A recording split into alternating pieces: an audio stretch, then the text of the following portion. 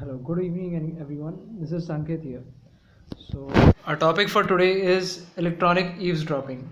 Till now in this course, we have seen various types of attacks, mostly through the internet zone. But there are also physical and electronic means to do the same and invade someone's privacy. So, just between us, that's not the case. Um, you must be having many questions. How many such bugs are planted per year? What percentage of business related are these attacks? What are the most common types of attacks? What percentage of electronic sweeps are productive? What amount of losses are attributed to electronic attacks? So, yeah, questions are quite pretty simple. There are no accurate statistics over that. There are no such common methods as there are no accurate statistics. There are no typical attacks, no typical clients.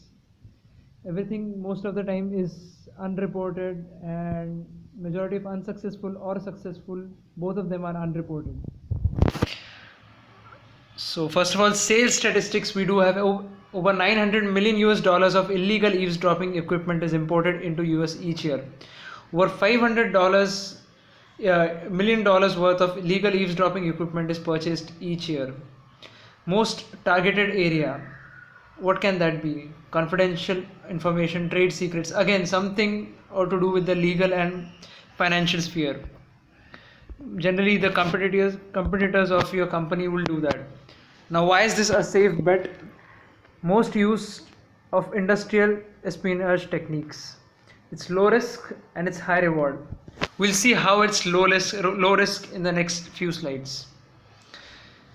It can be easily committed. Now, first of all, even if the victim will find such a device, it is very difficult to connect this particular device or point it out to someone else that he is the owner of that device.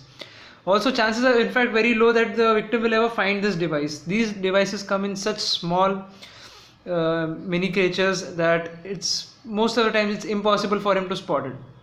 So obviously rewards far outweigh the risks. There's also ease of concealment, again hard to detect. Latest versions, as these pictures can show us, they can be micrometer thin, micrometer small, and can be fit anywhere else, like those small holes in your adapters, those small holes in the smoke detectors, calculator, anywhere.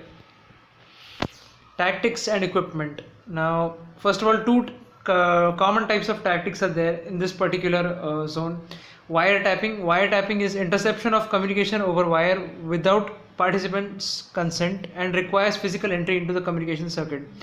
Wiretapping generally happens, among politicians, among high key figure when they come for official visits.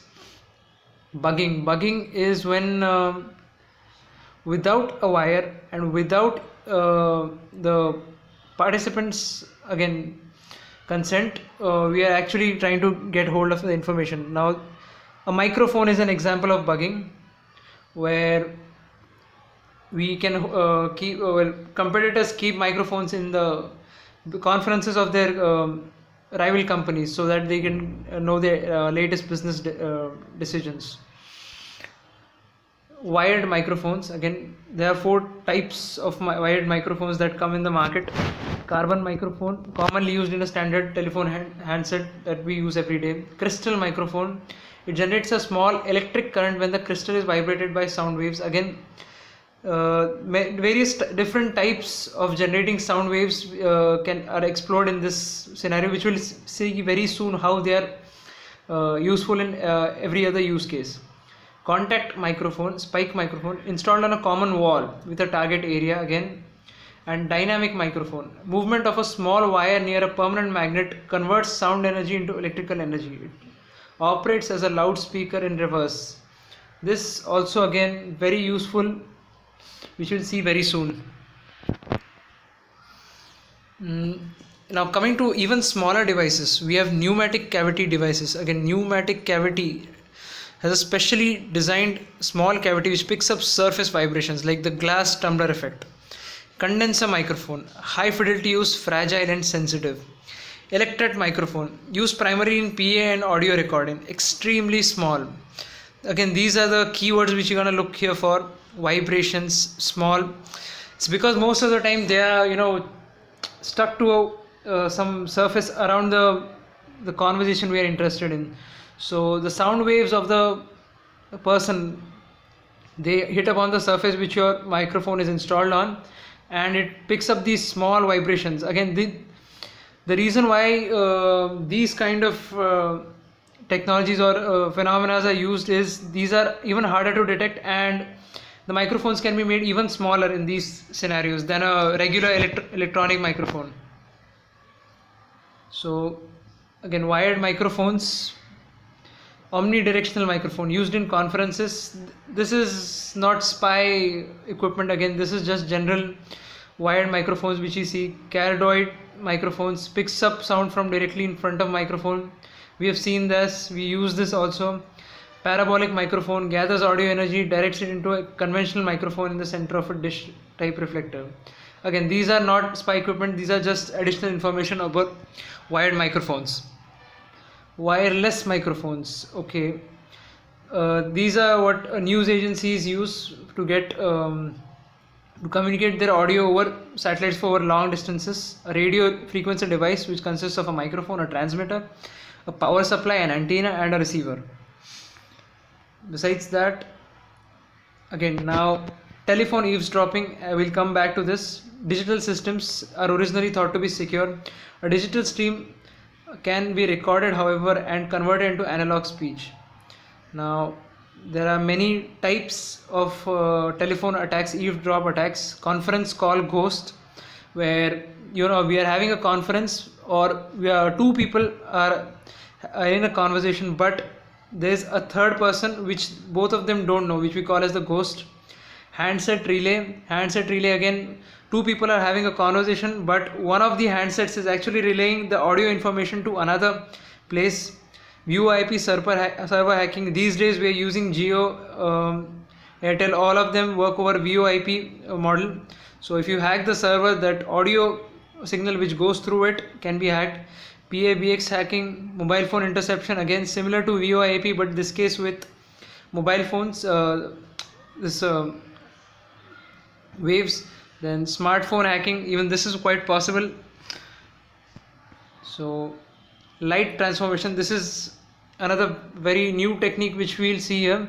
Infrared light wave transmissions use light waves invisible to the human eye. We know that, like your TV remote, for example, or the AC remote. Now sound waves are converted into electronic pulses, and the pulses are used to modulate infrared light waves. Now this is when we come to think of it, it's even harder to detect these kind of devices, because these kind of devices will record the sound and just relay the whatever information is in form of light. So any jammer device or any device which can detect all these kind of spy equipment will fail in this case, because it cannot point out to a particular modulation in light.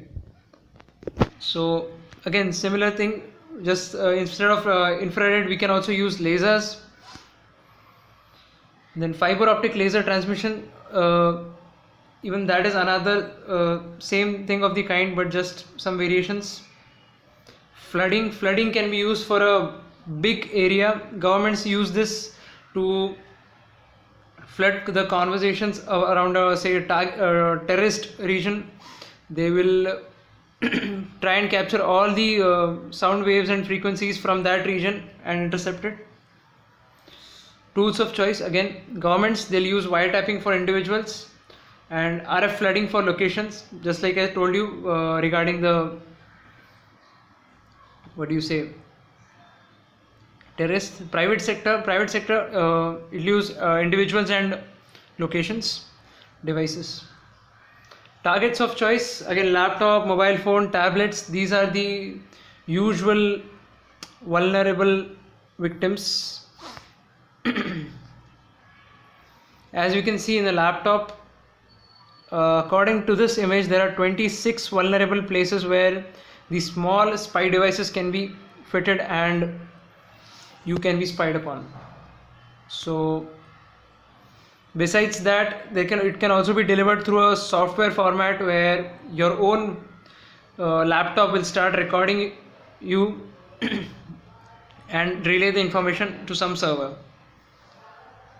So should I care? Obviously you should care. Information security as basically just information security and data. Whatever you say, whatever you do, the most sensitive information is the information which we don't document. Like I'm telling a secret to my friend, we are having a conversation, so what can I do?